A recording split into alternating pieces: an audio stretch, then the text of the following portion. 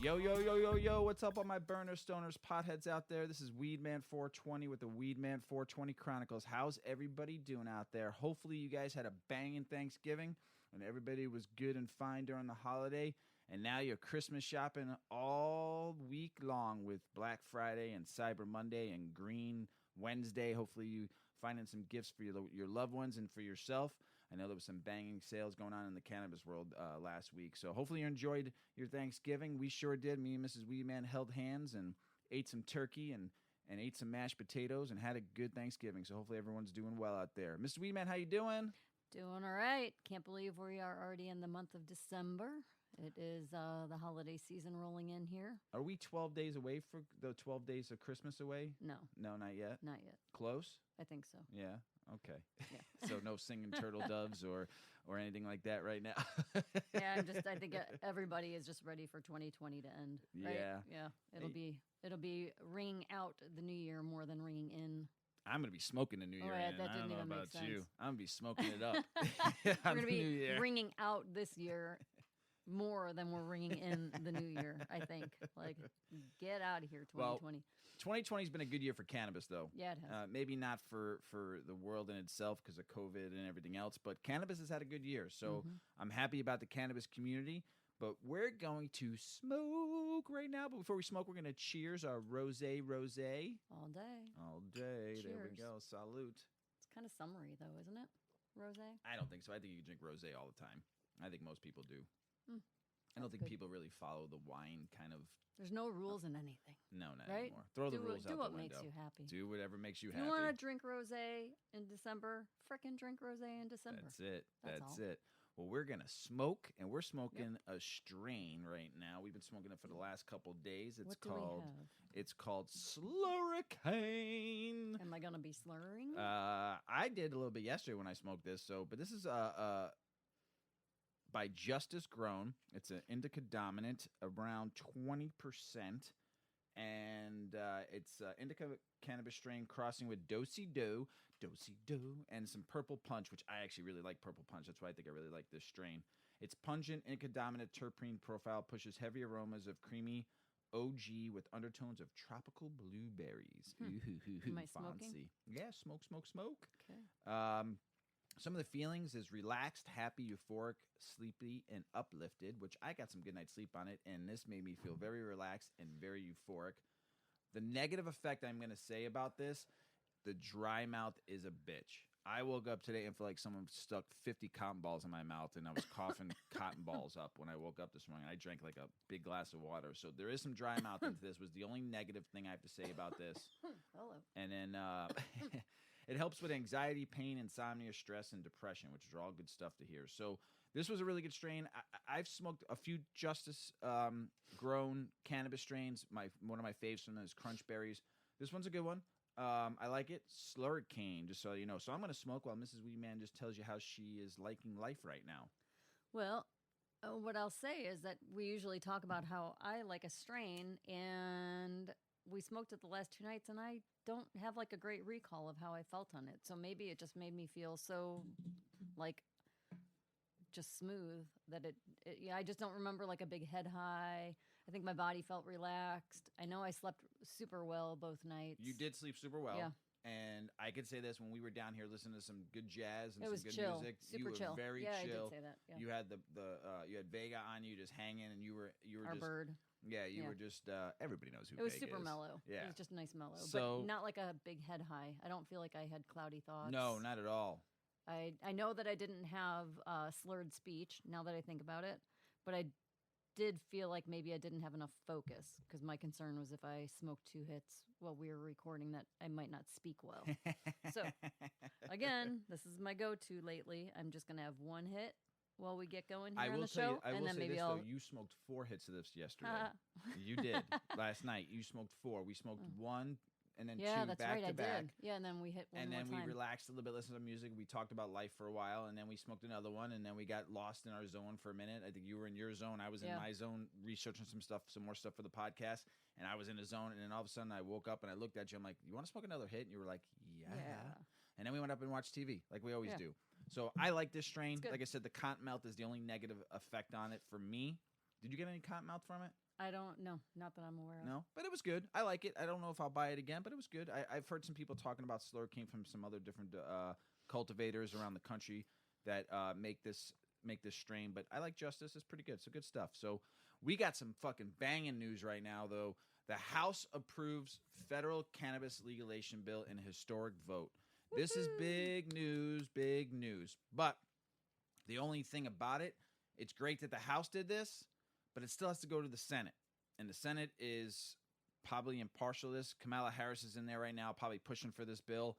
Hopefully that goes to the Senate and maybe they talk it out and hash this out. The MORE Act is important. I'm going to read a little bit about this article for you guys and gals and burners and stoners and potheads out there, only because you got to understand this bill a little bit and how happy I am that it at least got a vote, because they've been pushing this vote for a while now. So the House of Representatives approved the bill to federally legalize cannabis in a historic vote on Friday.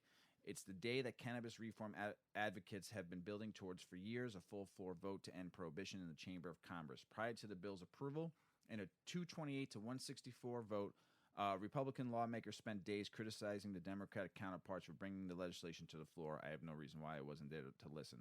While the vote was mostly along party lines, 5 Republicans supported the reform and 6 Democrats opposed it. Under the cannabis, they have it here, I hate to use the word, but Marijuana Opportunity Reinvestment Expungent, that's the MORE Act. Cannabis would be federally descheduled, and those with prior convictions would have their records expunged. The descheduling provisions would be retroactive too.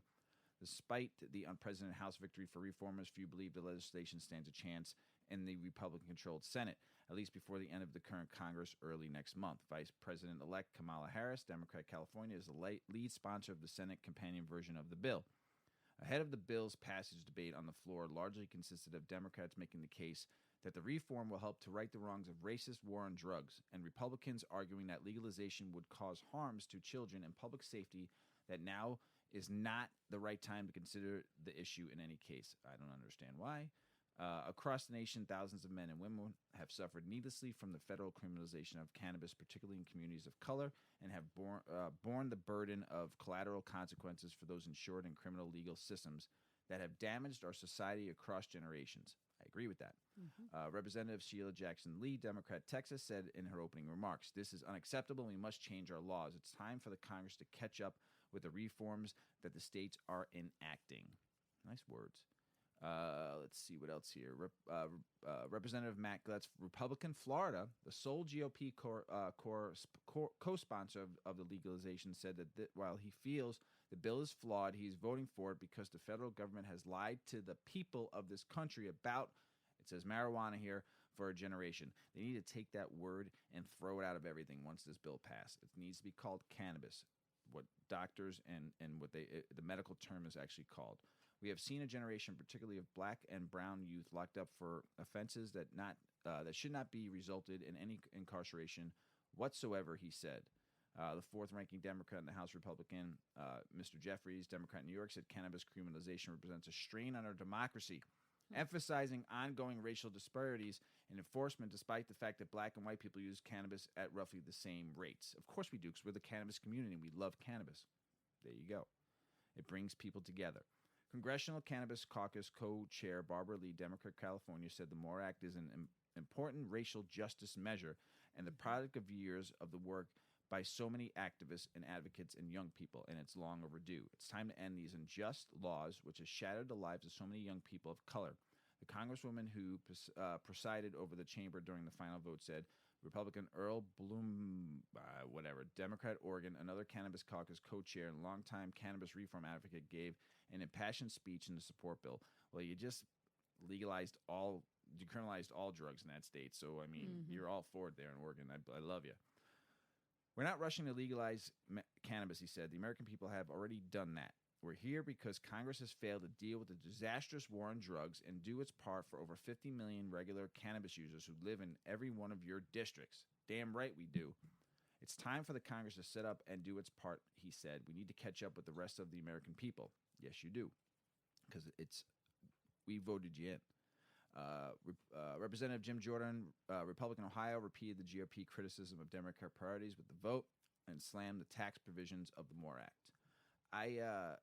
Your state has legal cannabis, Jim Jordan. I don't understand why you're fighting it. You should be saying yes to it. I'm going to take a sip of my rosé. Like I said, this gives you cotton mouth, and I have a lot of cotton mouth right now. You struggling? No, just No. annoying. Just like I said, it's cotton mouth. Hate it. This bill is not enough just to legalize cannabis. They want taxpayers to pay for it. He said of Democrats, this bill sets up a grant program. This is a cannabis business infrastructure bill. Prior to the vote on final passage, the House considered a motion of recommit the minority party's only tool to amend the bill. Representative Debbie Lasko, Republican Arizona, which is all legal now, Arizona, so you better do your state right, Debbie, to add language clarifying that an employer may test an employer applicant for cannabis use to ensure workplace and public safety. The proposal was rejected by a tally of 218 to 174, with one member voting present. All right, I'm going to say something about that. You have, if an employer wants to test an employee for cannabis because they're driving vehicles or anything like that, I understand that. As long as the employee, like I've said this before, is not using cannabis during, like, if the company doesn't allow it to use during working hours, then you don't do it. I mean, on your break or anything like that, that might be up to the company. But if your company doesn't allow it, respect your company. It's your job. You go home, you can smoke all you want after work, whatever you want to do. Just respect your employer so you can keep your job and buy more cannabis or grow more cannabis. That's just my opinion. In the middle of COVID-19 pandemic, House Democrats are rushing to pass a sweeping cannabis legalization bill without considering the unintended consequences legalization will work on workplace and public safety, she said. The vote on the motion will occur after the vote on passage. Wars are costly, and the war on cannabis is no exception. Representative David Cicilline, Democrat, Rhode Island, said the cost on the war on cannabis has disproportionately fell on backs of blacks and Latinos. Backs of blacks and Latinos. Sorry about that, folks. Representative Lou Cora, Democrat, California, noted that half of all Americans live in the state where cannabis is legal and said Congress should align federal cannabis laws with the will of the people. Let's take full advantage of the medical benefits of cannabis. Okay, I like his point here. Here's what I say. Why don't you just put it on a ballot and let the American people vote if they want or not? Stop letting you guys decide for us, as many of these representatives have said. The people want it. So put it on a ballot. And let us vote for it. Let us vote for it. 73% of Americans say it should be legal. Mm-hmm. So just vote for it. No electoral college, just the number of votes. Let the voters talk. Let the voters speak. If we want it as a country, majority wins. Just fucking do it. Lou Cora, speak for that, will you? He also thanked House Judiciary Chairman Gerald Nadler, the bill's sponsor, for including one of his proposals require a study of benefits of medical cannabis for veterans, an adopted manager's amendment. It should be studied with veterans, especially for PTSD. 100% I agree on that. For far too long, we have treated cannabis as criminal justice problem instead of as a matter of personal choice. Thank you. It's about what you want to do with your life and public health. Nadler, who was not present for the debate, said it in a written statement. Cool. Whatever one's views on the use of cannabis for recreational medicinal use, the policy of arrests, prosecutions, and incarcerations at the federal level has proven unwise, unjust, he said. Pretty good, strong words there. The bottom line is, this vote is about freedom. Representative Tulsi Gabbard, Democrat, Hawaii, said it's about freedom of choice for every American to make their own decisions for themselves without fear of the government coming and arresting them. Bang! That is big words right there. I love it. Representative Andy Biggs, Republican, Arizona, voiced opposition to legalization and inaccurately claimed that voters in his state barely approved. Dude, you know what? You're an idiot. The state is legal now, man. Your voters spoke what they wanted. Jeez. The chairman of the House Small Business Committee, Representative Nydia Valquez, Democrat, New York, said the bill will restore justice to our most marginalized communities and will boost our economy. Of course it has. It already has in most states that are legal now. Very good. She added that the communities of color have disproportionately suffered from the so-called war on drugs, and they have also been locked out of traditional capital markets. This is why the MORE Act is the best legalization to advance progress on this issue, she said. All right, pretty good. It's been about a year since the legislation cleared the Judiciary Committee. Advocates have been pushing for floor vote ever since the leadership initially said that they would take place in September. Okay. There's more here. I'm not going to go through every single one because it's a pretty long article, but just know that's what some people were talking about, some of the representatives. It seems like, it's a little bit mixed here and there. But, I mean, we'll see what happens if it gets to the Senate floor. Who knows? There might be some senators that are Republican that might vote for it because it's legal in their state. and they want to see change. So you don't know. I'm hoping and praying and smoking a lot that the Senate does the right thing. And if it goes to whoever's desk, if it goes to Trump's desk or Biden's desk, they both sign it into law. That I don't care who does it anymore. It just needs to get done.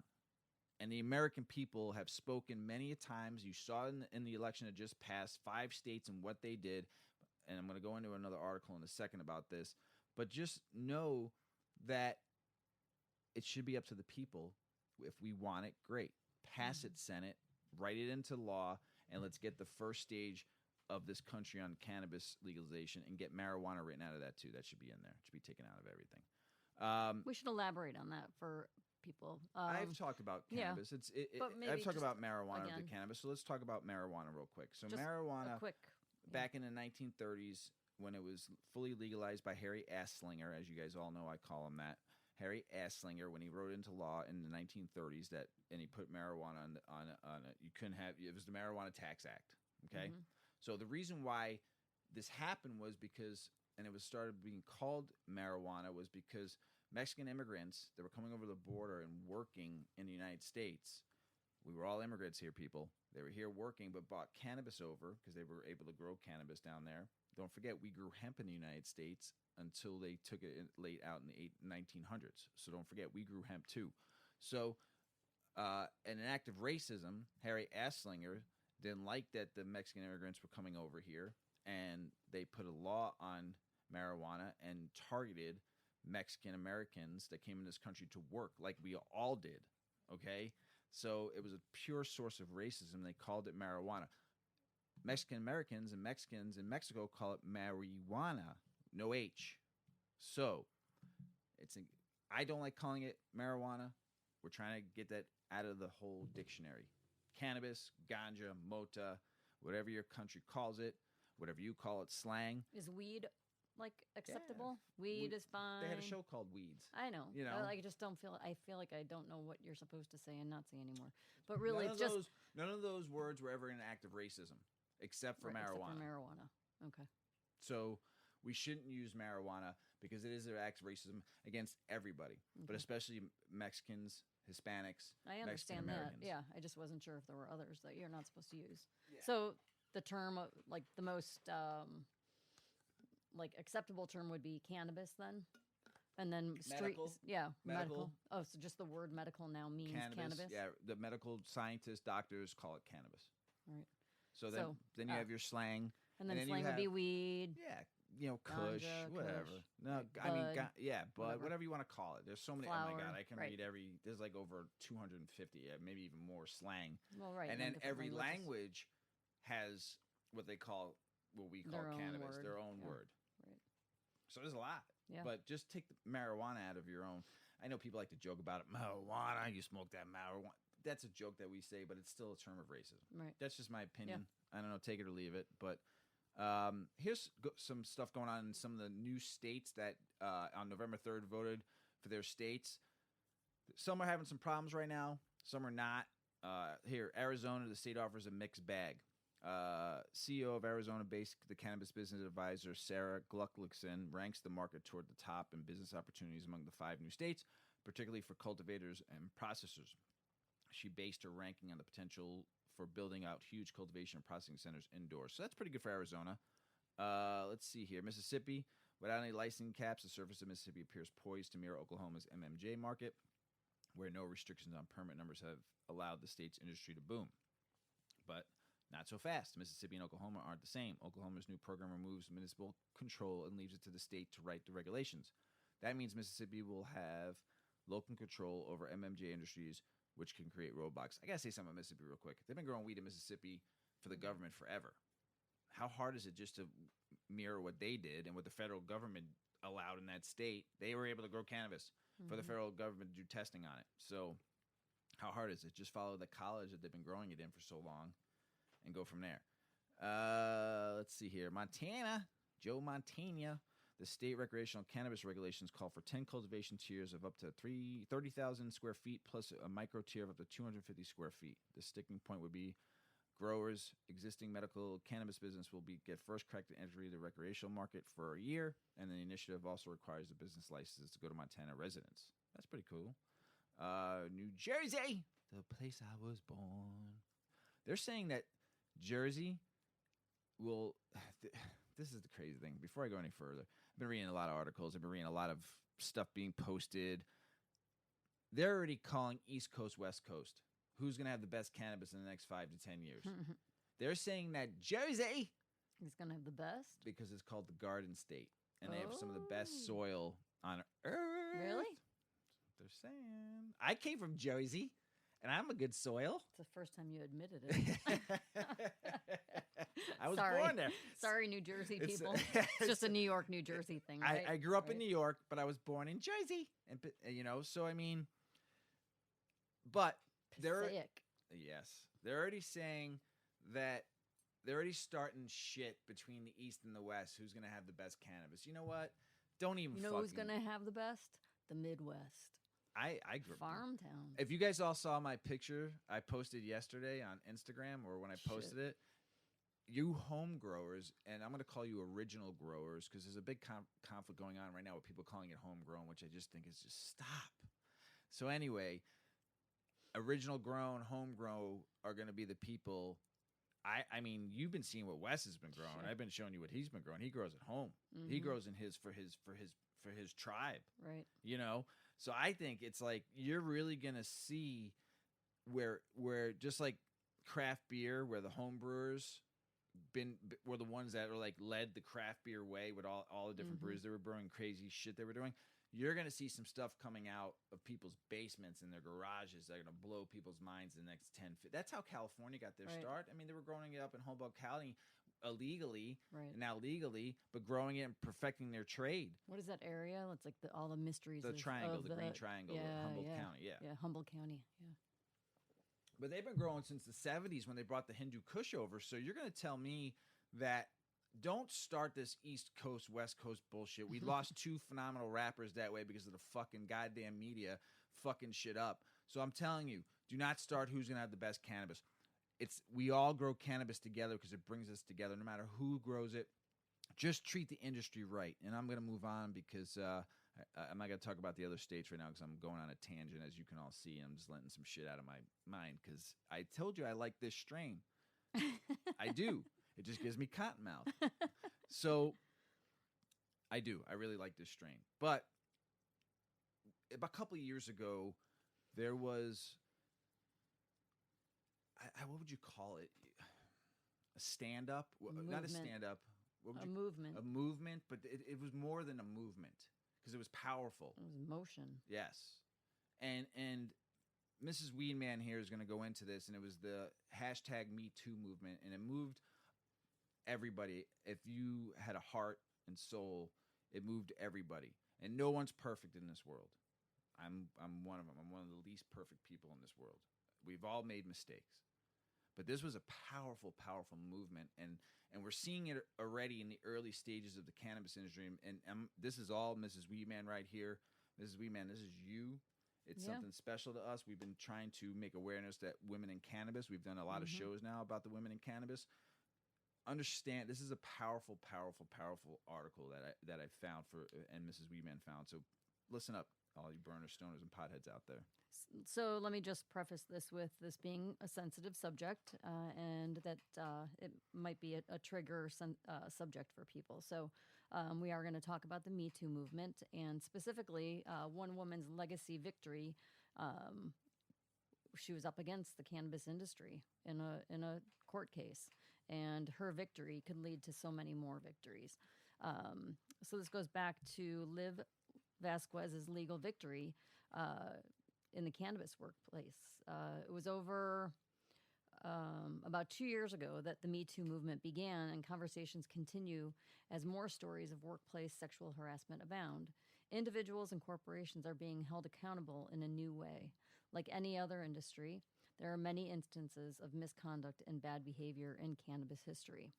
From trimmers being asked to work topless to customers feeling sexualized in dispensaries, the cannabis industry the cannabis industry already has a long history of harassment. Movements like MeToo and Time's Up help people like Liv Vasquez find resources when they face the abuse in the workplace.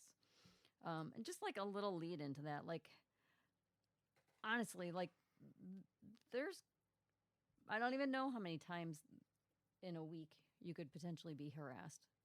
To me, I feel like it has to do with the environment you're in, maybe the amount of people that you're around. But I would say in a typical day, if I was to walk down a public street that is busy and maybe take public transportation and go into a store and all these places along the way are busy, I'll say there was at least one instance of some gesture of harassment. Happened It's just to so you- simple. happened We to were you hiking. We were hiking 2 weeks ago, the middle of a national park, and my husband got, I don't know, a couple hundred feet ahead of me, and I'm walking. I stopped. I was fiddling with taking a picture, and a guy's coming towards me, and he's just looking at me creepy. It can be something so simple as that, but it was just not appropriate. And then as he like literally passed me, he grunted like an animal at me. Like, seriously, guys, do you think that that's going to make a woman be like, yes, I want you. Come on, fuck. I mean, it's little things like that. Now take that if that happened in a store that you frequent. Well, I might not go back to that store because it made me uncomfortable. It was weird. It was inappropriate. And it was bothersome. So now I avoid a business. I can't even tell you how many businesses I might avoid because of just inappropriate gestures that really it's harassment. If it affects your life negatively and prevents you from doing things that you would normally do, it's harassment. So, got out of breath on that one. I think that just people don't realize that just those little simple actions, grunts, gestures, the look, or just a weird comment, it really does mess with a woman. And there's women who do it to men. Don't get me wrong. There's same-sex people who do it. It happens. And I'm just saying that the smallest gesture that creates discomfort when you know that that person knows what their intention is. There's a language about it, a body language, right? You just mess with people. So just quit that shit. Anyway, back in 2015, Vasquez began employment with Mind Right Dispensary, completing her job so well that she was promoted 2 times in an 18-month period, the last one making her a training manager specialist. Within minutes of clocking in as manager, Vasquez was told by her manager that he purposely sexualized a customer. There you go, sexualizing a customer. Subsequently, Vasquez went on the shared work computer after that admission, which was made in front of other employees, and saw that someone at the dispensary was looking at naked or mostly nude pictures of women. I mean, come on. So this experience culminated in Vasquez speaking to one of the owners of Mind Right. In an in-person meeting, she spoke of ongoing harassment and abuse. She also spoke of an incident that occurred 6 months prior when she believes a coworker sexually assaulted her. I mean, then, like, what if it's your coworker that does the grunts and the groans or the little comments or just the weird gestures? Now you don't even want to go to work. It's just uncomfortable. It's weird. So she believed that she was being assaulted, and she was instructed by this boss that she should just put all of these incidents into one email. So the majority of cannabis businesses have less than 15 employees, which is the amount of employees you need to have certain protocols like an HR department, Vasquez said. For as little as $15 a month, businesses can hire companies that handle HR issues online, a fact that Vasquez made clear to her boss at Mind Right when she wrote the email that would serve as her official complaint. Because she has extensive experience managing staff, she felt her expectations weren't unusual. Vasquez said, "They refused to hire this service, and after that email, they demoted me and tried to make a new schedule where all women worked on one shift and all the men worked on another. It was nonsensical from a business management standpoint." She filed her official email in September of 17, and in the following October, the employee accused of sexually assaulting her began documenting concerns about her performance at work. Vasquez then received a written warning for unsatisfactory and inappropriate behavior. Some of her duties were removed, and she had to continue working with the people she accused of harassment. Over the course of litigation, discovery revealed that there were 6 instances of documented sexual harassment at Mindrate during 2016 and 17, with a 7th instance being filed after Vasquez sent her complaint. During the trial, Vasquez felt isolated because some of the female colleagues she felt she was fighting for testified against her. She doesn't point out that she continues to receive messages from women who say that sexual harassment in the workplace has pushed them out of the industry completely. Because this industry is still dealing with prohibition, there are unique restraints a person dealing with sexual harassment faces. For Vasquez, being a woman of color who is selling cannabis, albeit legally, it came with a host of insecurities about how authorities would perceive her complaint. Being in the industry that wasn't fully legitimized makes the burden of proof even more intense for the survivor of sexual harassment or assault. She said that she's already started sending her case verdict to other women in the midst of a cannabis industry harassment lawsuit in hopes that it will help support their case. She says that there was a much higher percentage of women working in cannabis when she began, and that was a big reason for her to get into the industry. The fact that women are being pushed out of an industry because they feel unsafe is unacceptable. She hopes that her case serves as a cornerstone to build policy around cannabis industry employee safety. So that's cool. I mean, just it's not cool that this happened to her, but it's just always so special when someone who is a victim of something that's really awful turns it into a victory and really becomes proactive and a catalyst for change and policies for other people. Yeah. So very cool. Keep going, Liv. So, yeah. Really good job there, especially telling a story what happened to you, and I know how much it affected you. Yeah. So, I know there are a lot of women out there this has happened to, and it's powerful, and there's a movement still going, even though, you don't hear about it as much as we did about a year and a half ago, but there's many movements and powerful movements going on. There's a change coming, and we all can see it, and we need it. So, but hashtag #MeToo. Virginia said they're going to be a leader on cannabis legalization in the South. Well, you got a lot of work to do there, Governor. And Ralph Northam on Friday, the state will lead the way on marijuana. You need to change that, how you're already pronouncing it. Cannabis legalization in the South, pledging to move forward with cannabis measures in 2021 that he wants to serve as a model for the region. Well, way to go, Governor. Hopefully you can do it and make it happen in Virginia. Maine records $1.4 million in recreational cannabis sales in the first month. Average sale is $66. Record show. Wow, $1.4 million for a little state like Maine. That's pretty dope. Michigan, adult cannabis sales exceed $400 million in the first year. Good job, Michigan. For a state that gets to grow 12 of their own plants if they want to in their residency, and they still spent that much money on recreational. On top of that, they're expecting to double in 2021 to $800 million. Woo! Good job, Michigan. Texas is about to write a bill that could legalize and tax cannabis across the state. The one thing I do like about this bill, 104 under the Senate, you can carry up to 2.5 ounces of cannabis. And just in case. Just in case. you never know when you might be in a jam. Additionally, adults may also cultivate no more than 12 plants on their own private residency. However, what state is this? Texas. Oh, they do it big and better in really? Texas from we heard and what they say. However, plants must be in an enclosed area, equipped with locks or other safety devices, and they got to be out of view of public. That's the same thing in Illinois. Like a pool. Yeah, but it's the same thing in Illinois. I mean, I don't know if I've never been in anybody's house in Texas. We stayed in hotels, so I've never been in someone's home. I don't know if they have basements in Texas or not. But I mean, you can. Who cares if you don't have to grow all 12? If you want to grow 4 plants or 3 plants or just 1 plant, you got the option to grow those plants. Is it too dry to grow it outside in Texas? You know what? I don't know. I don't know. It's hot. I know Austin's hot as fuck. I was there. It was like 110 degrees in the sun. But Austin is humid. Yeah, it was hot.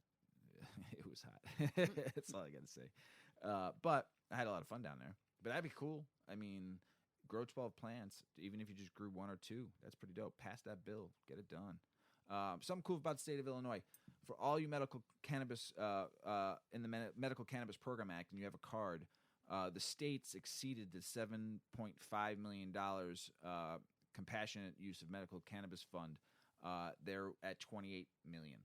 So one of the gentlemen who are a representative, I think it was Cassidy and Pizer and Morgan, are the sponsors of this, but of this overall bill. But they're saying that next spring, supposedly, we could possibly get our money back because of the excess. They were only supposed to keep $7.5 million. It's at $28 million. So all the taxes and everything. Illinois is going to pay that back? They're supposed to. That's what they're saying in this bill. They just did $75 million in November too. $75 million in sales. They were only under about, for people that live in Illinois, they were only down about, I think, like a couple 100,000 from October sales. But the out-of-state sales beat the last 2 months in sales for people coming from out of state. So thanks for spending your money here.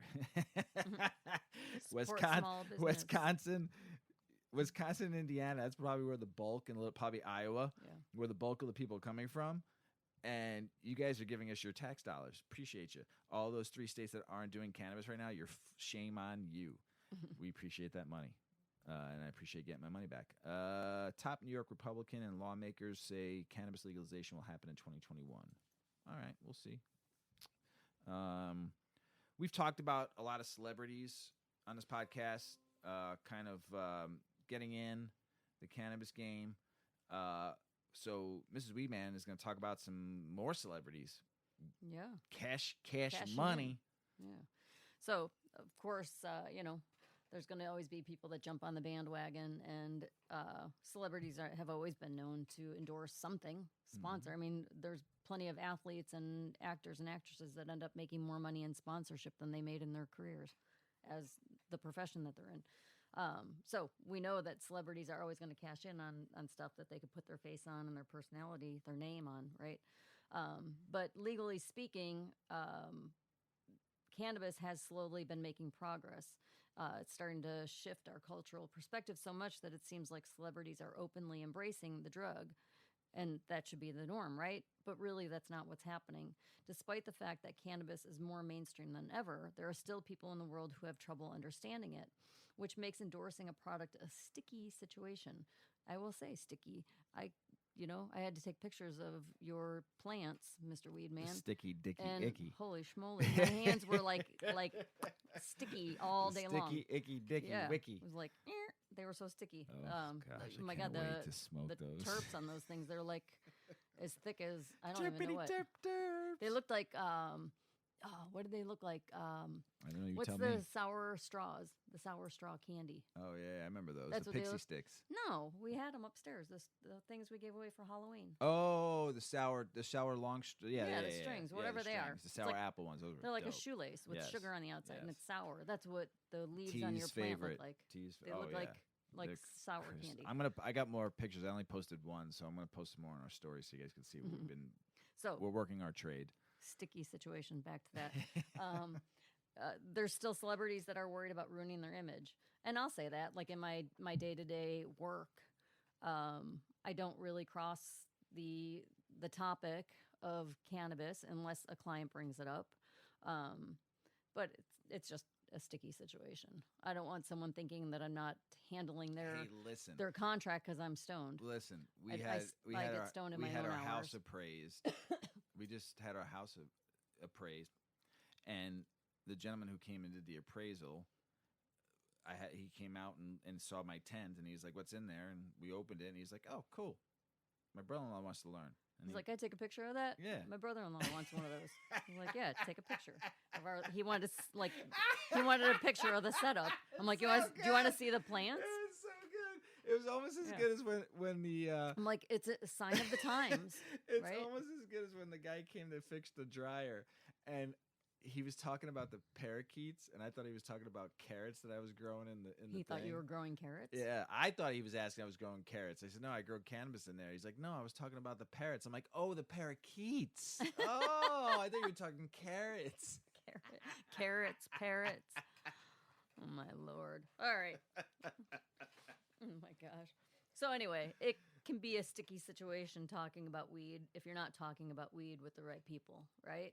So anyway, back to like celebrities and promoting weed. I'm all cool with it. I think that, I guess, because of all of the controversy that comes with cannabis, all the people whose lives have been negatively affected by cannabis, people who have suffered in jail, like ridiculous jail time and criminal offenses because of cannabis. I mean, again, sticky situation, right?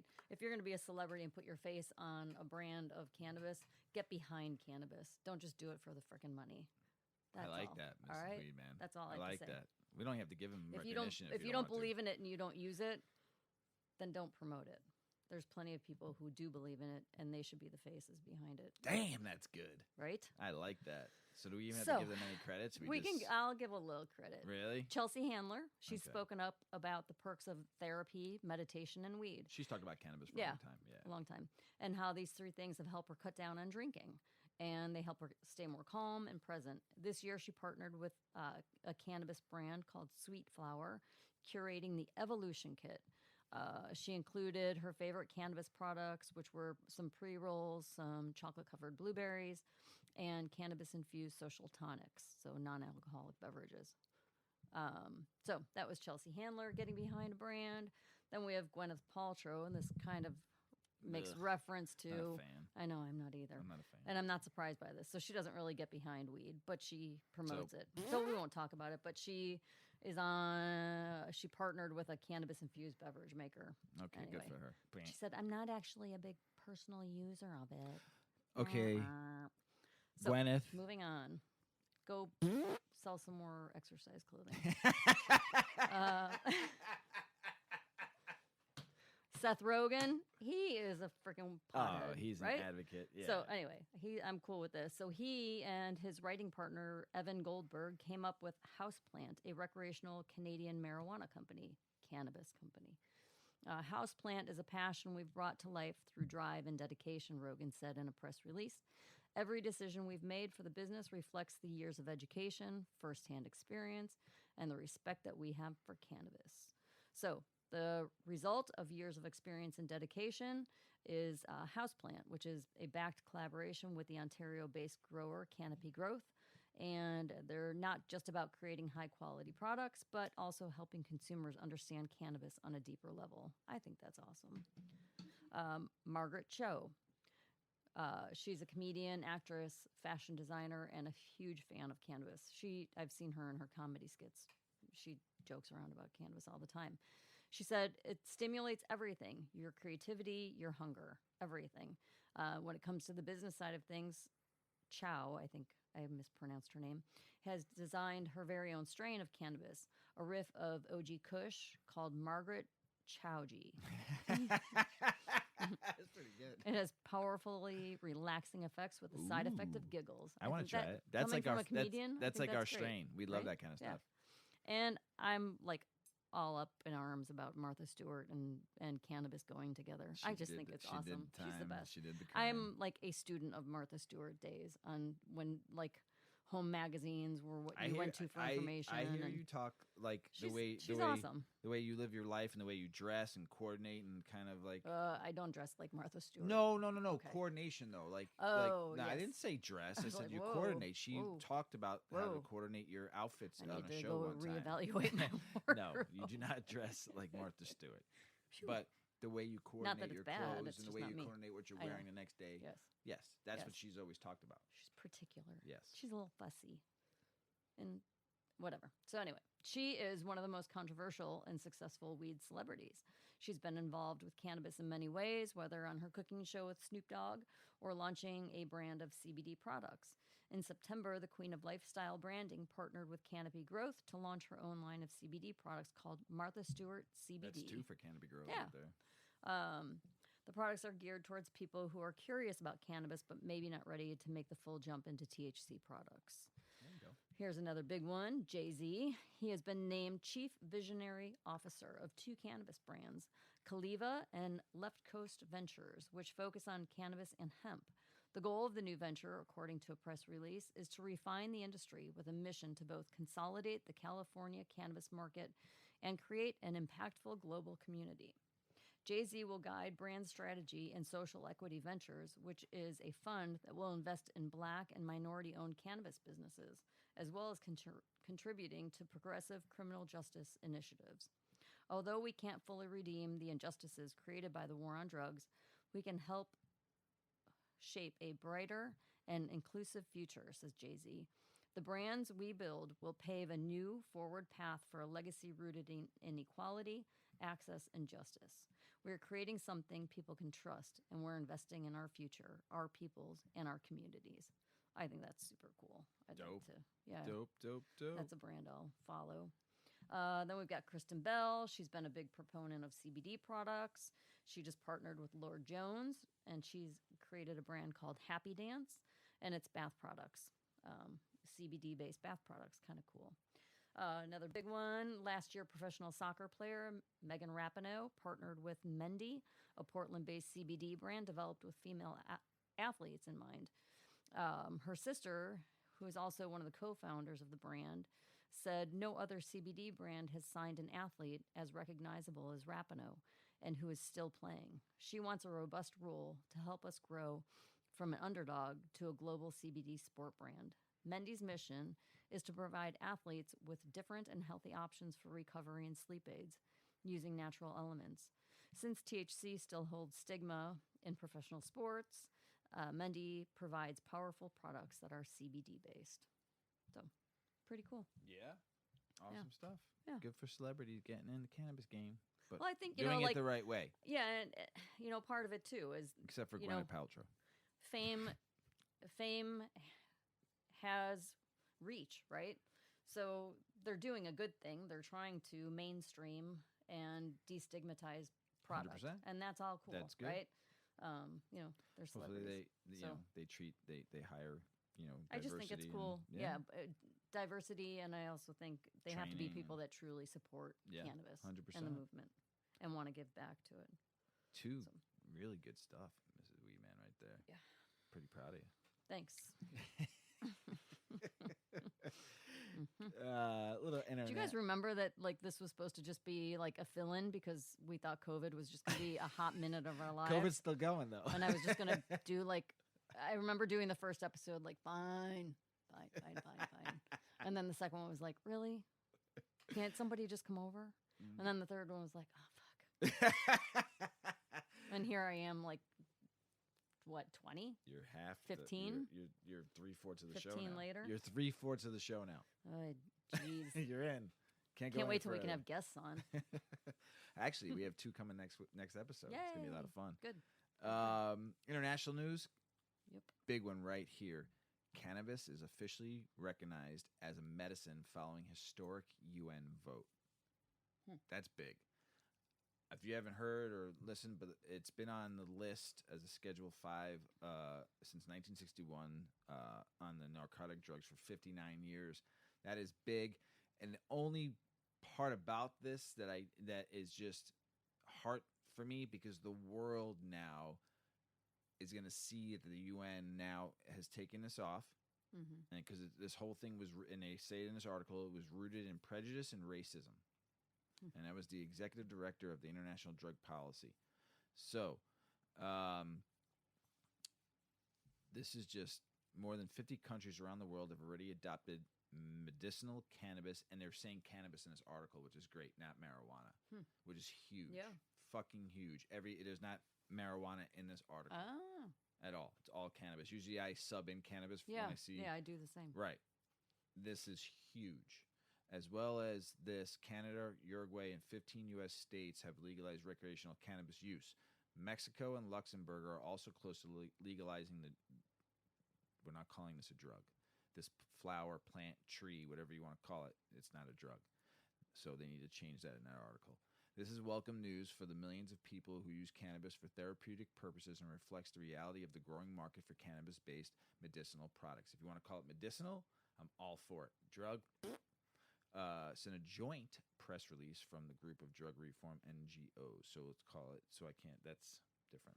Steve Rolls of the UK Transform Drug Policy Foundation, however, told Vice that while the vote marks much needed progress when it comes to cannabis laws, we are still dealing with a horribly outdated and broken system. Pretty good there. So the use of cannabis for medicine goes back thousands of years, with Vice pointing out that it was used in Chinese medicine back in the 15th century. I've talked about that, as well as in ancient Egyptian and ancient Greece. There's been progress today, but we're still dealing with horribly outdated and broken system. It's based on evidence, risk, and not addressing the political realities of a growing movement for reform. So there's still an awful way to go. So, but it's a positive that they recognize it as a medicine. So hopefully globally, we'll see what's going on.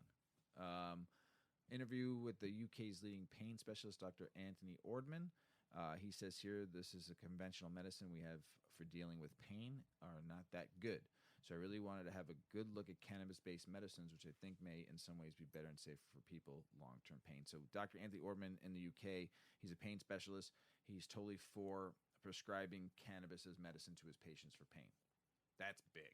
And he's one of the largest pain. He's the largest pain specialist in the UK, possibly the world.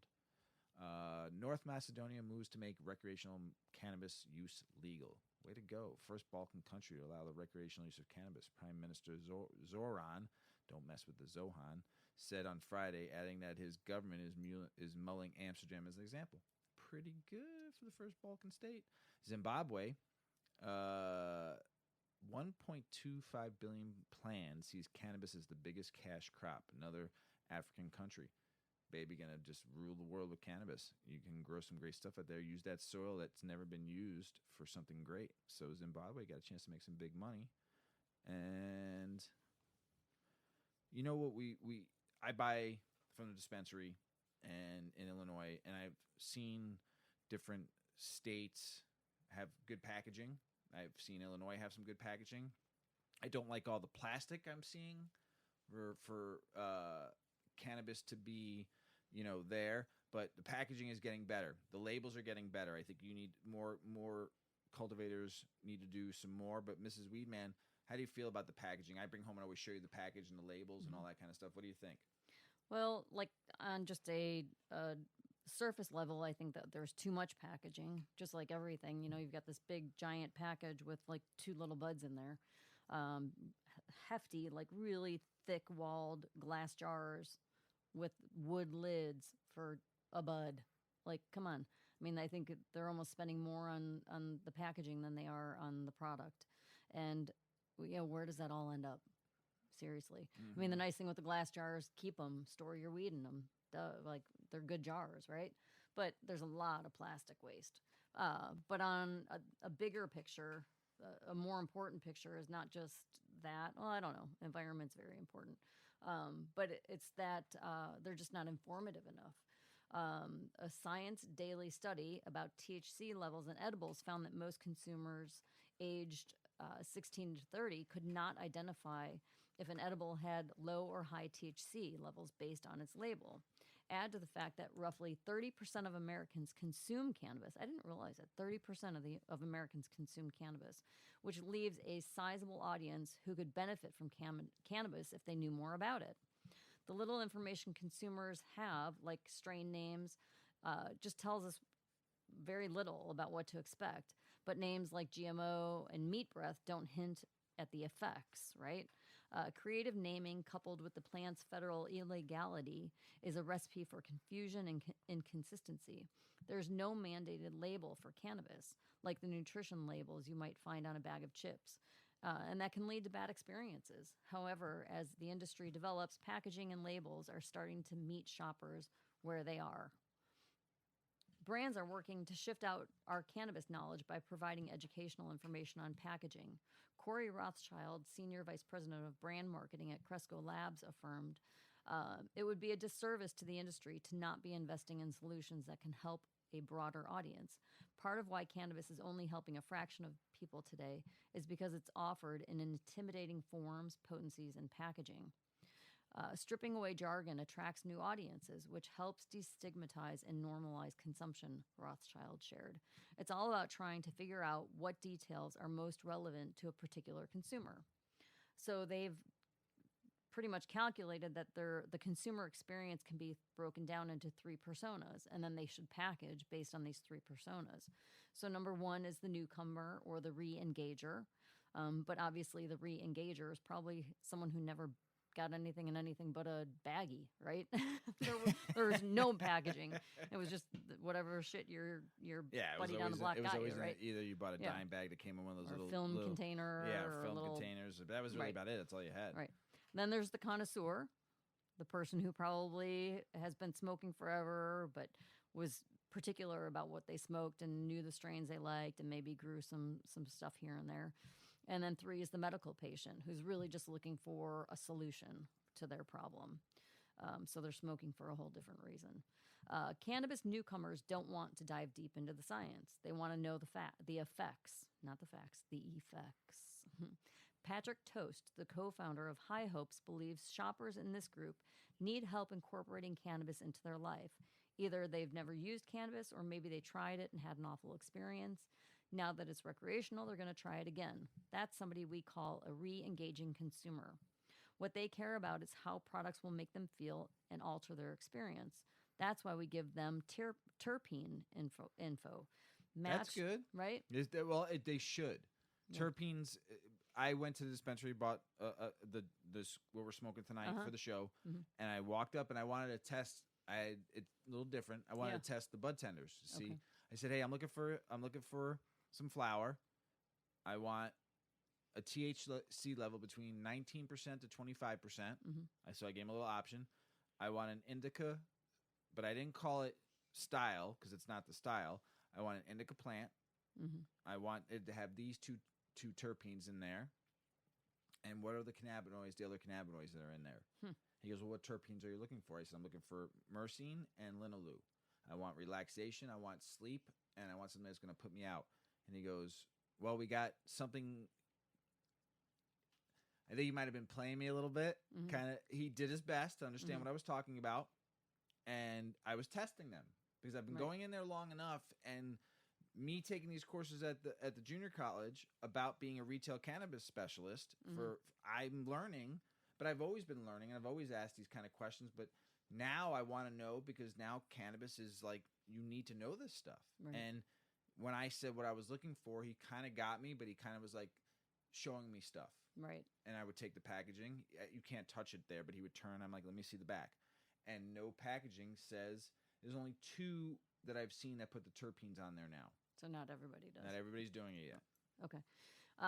So this company is saying that they want to give that beginner or re-engager the terpene information matched with the effect that it's going to give, so they understand things in layman's terms.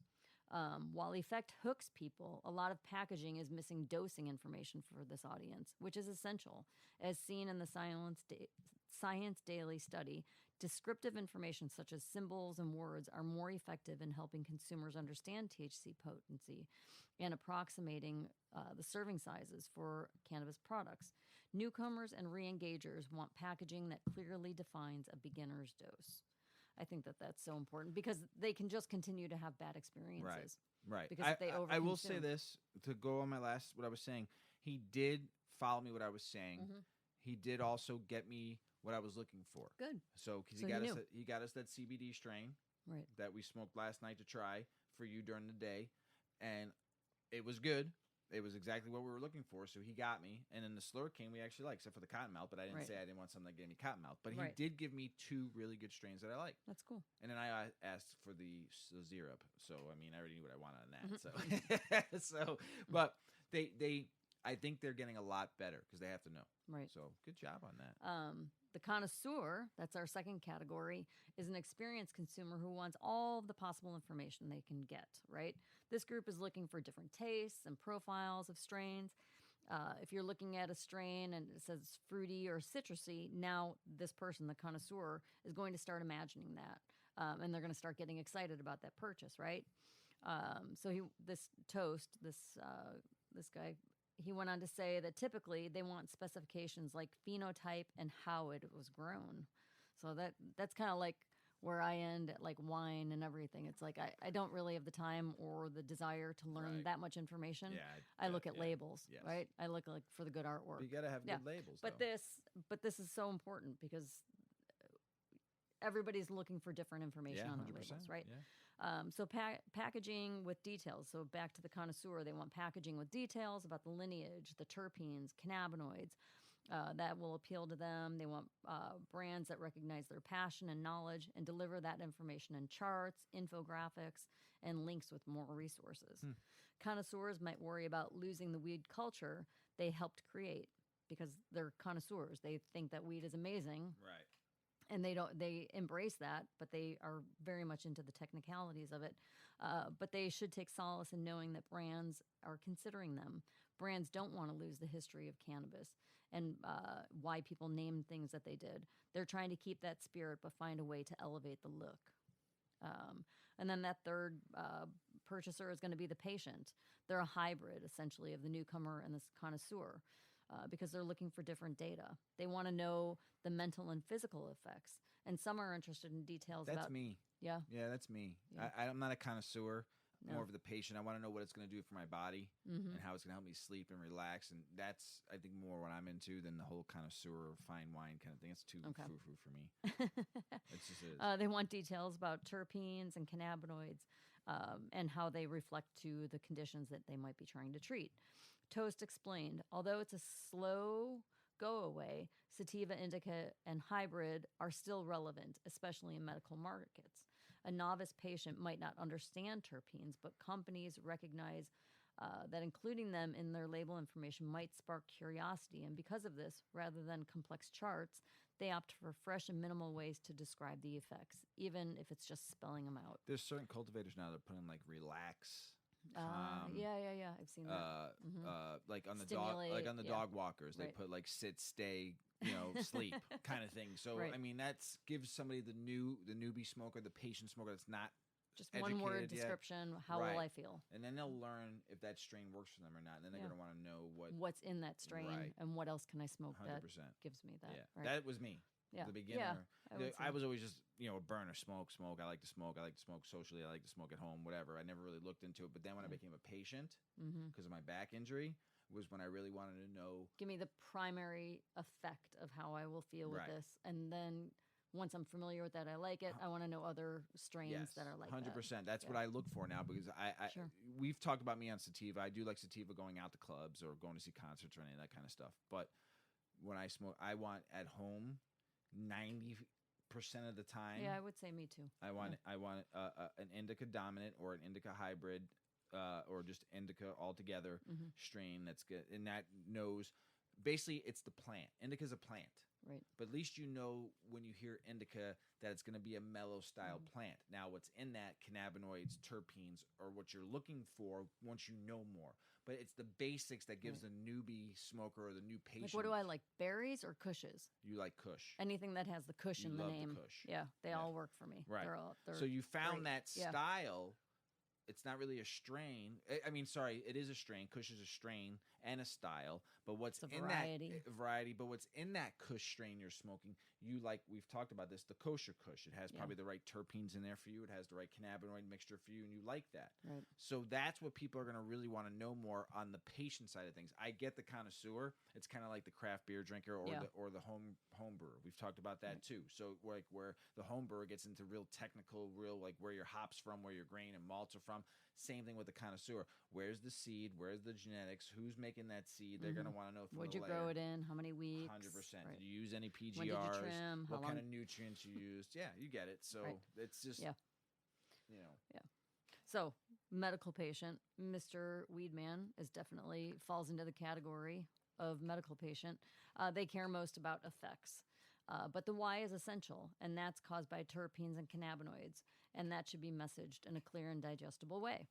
So, for those who are early in their cannabis journey, less is more. People who are comfortable with the plant, they want more details. And then newly legal markets might see a surge in simplified packaging to welcome a new group of consumers. So if your market just opened and you go in to look at your packaging, it's going to be real simple, probably 2 or 3 descriptive words, and it'll say sativa or indica.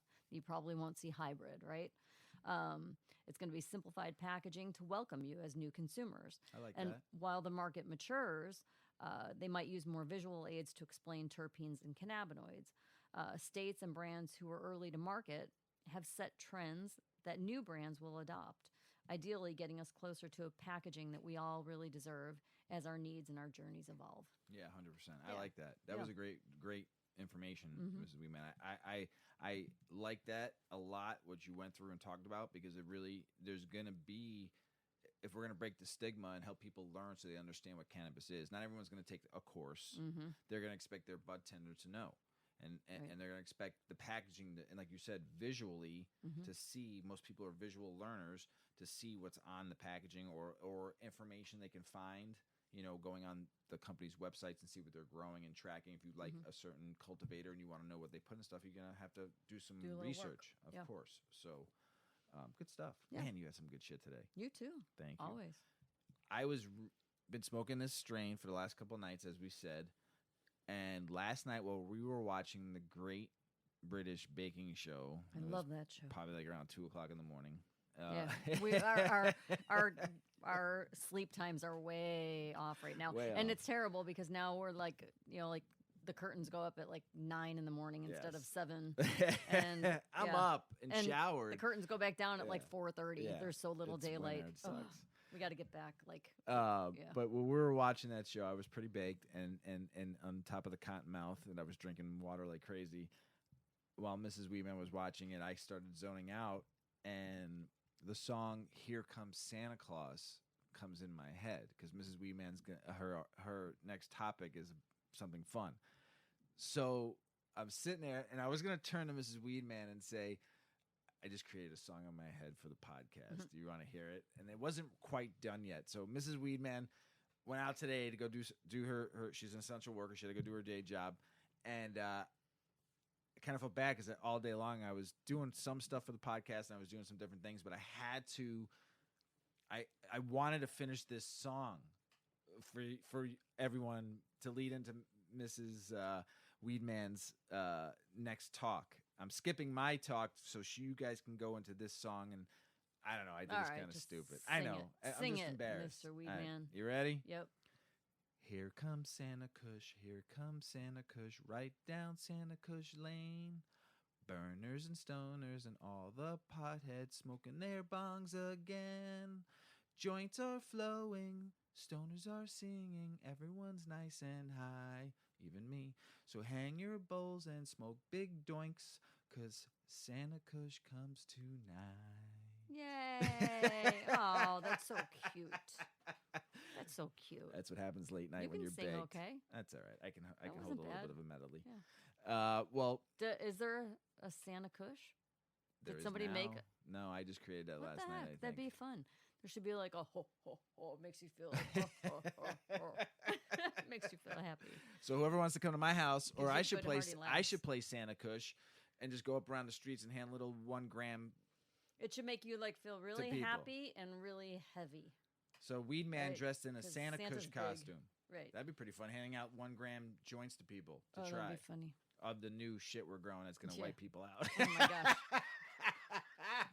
Anyway, Yeah.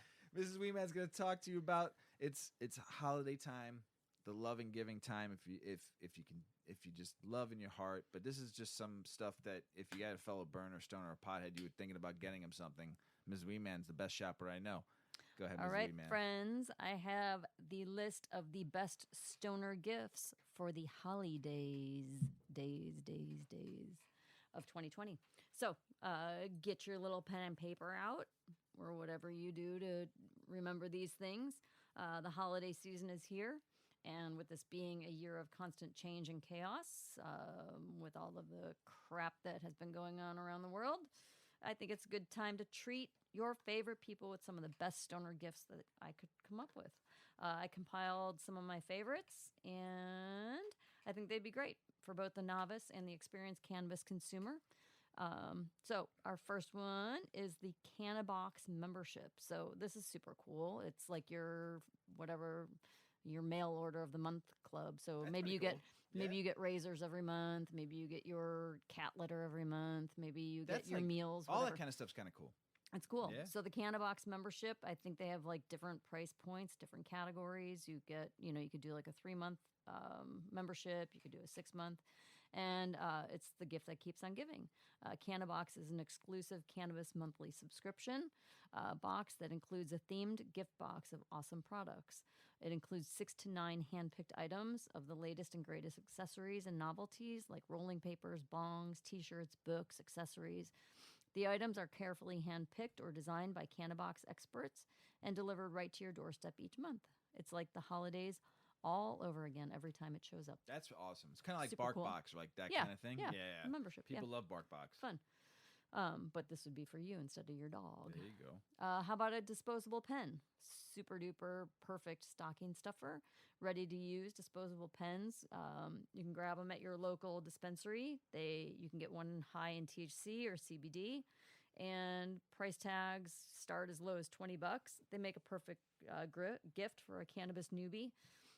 Again, we do talk about our environment, so it's not super friendly. There's some other choices for pens and things. It might be a little more costly though. But so anyway, most of the pens come in a range of flowers and flavors that could fit everyone on your list. And it's a holiday gift that's sure to please any of your cannabis consumers and friends during the holiday season and beyond. How about for those people that aren't super ready for the whole THC thing, right? Do some high quality CBD products. Again, you could buy products based on your price point and what you're looking to spend. But just buy your CBD clean. Go to a really reputable health food store. Go to your dispensary. Dispensary is going to have the best of the best, but your health food stores are starting to carry the Charlotte's Web brand, and there's some newer brands that are doing good things. Just make sure they're clean, good products that you can track that they're from the U.S. Each will have a unique blend of CBD that can help with all different types of things. You can find capsules, ointments, lotions. Now there's skincare products, there's hair care products.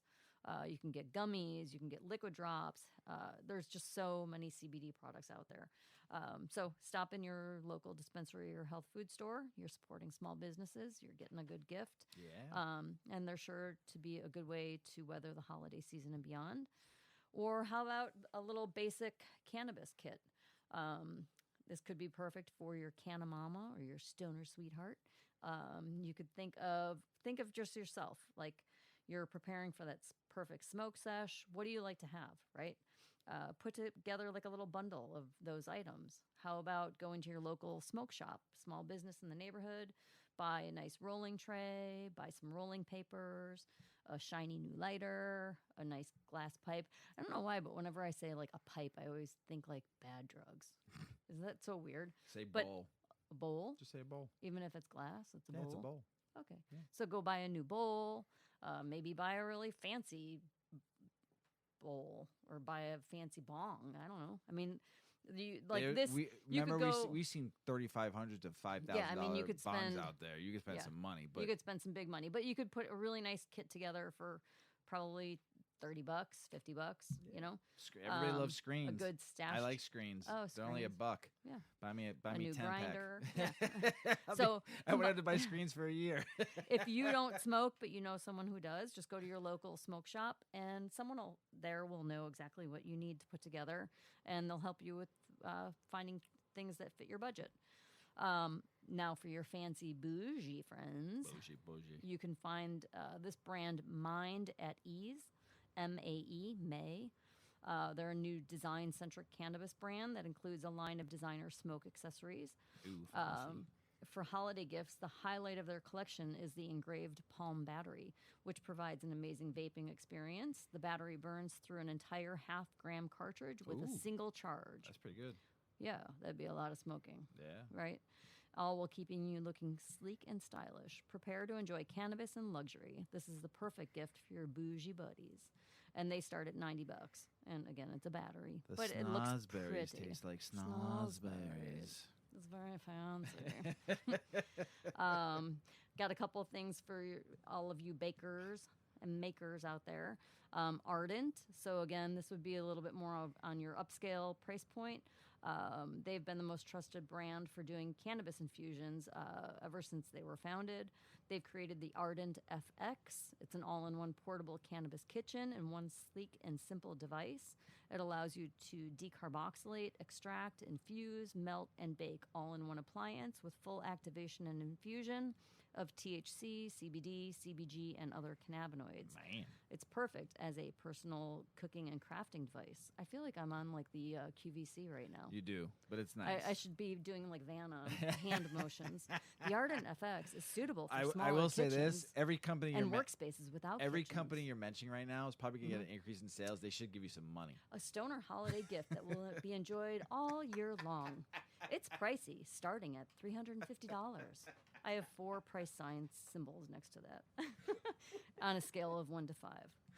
All right, now we've got the magic butter machine for all of us normal people. We own one. We do have I one. like them. I will tell you, hands down, if you have a friend or a family member or a spouse or a loved one that loves to make edibles, they will hug you every time they see you and give you goodies. Buy them a magic butter machine. We give a lot of goodies because They're of that amazing. machine. That machine It's like saved us it so looks much like time. your Ugh. it looks like your church coffee dispenser, like a big, like those big carafes that you push the button on top Right. and it. Just so you pushes know, the coffee everybody out. we're mentioning, we're not getting $1 for this. I know, right? But We're whatever. but these are good things, right? The magic butter machine is super cool. So you've got this thing. You have to decarboxylate your herb before you put it in there. But you put it in there, and you put in your carrier, which is your oil or your butter or whatever you're going to be infusing the cannabis into. You put the lid on. It grinds it, and it cooks it just perfectly. It's the shit. It's the shit. And you just push the button, and it lights up and changes colors. Makes and a lot looks of noise. Don't be pretty. scared. Every once in a while, makes some noise. And Colors then are good, though. at the end, like an hour and a half or 2 hours later, you have this beautiful, beautiful oil or Yeah. infused butter. Oh, you can make tinctures with that too. Yeah, it's pretty tinctures. good. It's pretty And their awesome. website has tons of recipes. Yeah. I don't know if their warranty program is still the same, but you have to buy directly from them to have the warranty be fulfilled. But they, on their website right now, are doing a Black Friday or a Cyber Monday extended deal. So Nice. order direct. And last but not least, fresh bud. I mean, how about a change in times, right? Your kids wake up and they go in their stocking and they get candy canes and they get some Sugar socks canes. and they get some buds. I mean, would they not think the world has like changed? Could you imagine? Right now, again, for your young adult or your adult children, right, that are of age to smoke, you will be Santa's favorite helper if you fill the stockings with some fresh bud, and you'll add a nice aroma to Christmas morning. Check your local dispensary for fun varieties or promotions they might be having, and fill up the stockings with fresh, uplifting buds, and start Christmas with some giggles and cheer. That's Man, like a commercial, that's right? pretty good. Can't go wrong with some weed in the bong. So buy your people some buds. Look at that, Mrs. Yeah, Weed, and man. that again can be any price point. Just Yeah. shop to your little Like I heart said, drops. It's just a friend that you're thinking about buying a gift to. I mean, it's just not like you're like a family member, but you want to get somebody a nice gift. You know they smoke Yeah. and they burn. Buy them like a 10-pack of screens that'll last them a year. Oh, that is so lame. I know, but if something you can't think about, That's like when our kids realize that, like, we discovered that they know that Santa is isn't us. real. And I told our son, I was like, oh my gosh, this is so awesome. And he was like surprised, like, why is it awesome? I'm like, because now that you know there's no Santa, it makes my life so much easier. And he's like, just looking at me completely perplexed. I'm like, it's so simple. Now you get, for the rest of your life for Christmas, you get a fresh set of sheets, fresh underwear, and fresh socks. It's so simple. And then he literally a tear came out of his eye. Like, why did I tell the truth? So I had the best laugh. That was so fun. Okay. Well, you did. Take it out, Mr. Weedman. You did a great job tonight. I'm proud of you. It's not a job, Mr. Weedman. It's a passion.